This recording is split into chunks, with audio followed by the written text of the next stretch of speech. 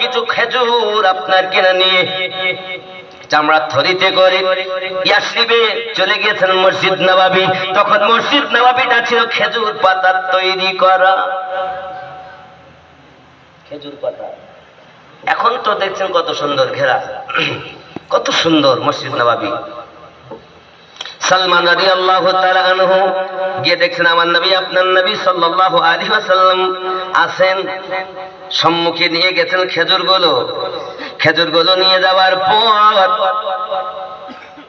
নবী পাক সাল্লাল্লাহু আলাইহি ওয়াসাল্লাম খেজুরগুলো দেখলেন, আর খেজুরগুলো নবী আমার সরিয়ে দিলেন, দিয়ে বলে আপনারা খান। জিজ্ঞাসা করছেন সালমান কি খেজুর? এটা সাদকার খেজুর। নবী পাক সাল্লাল্লাহু আলাইহি ওয়াসাল্লাম সবকে দিলেন, নিজে খেলেন না। উনি বুঝতে পারলেন পাদ্রী আমায় বলেছিলেন উনি সাদকা খাবেন না। এক নাম্বার প্রমাণ মিলে গেল।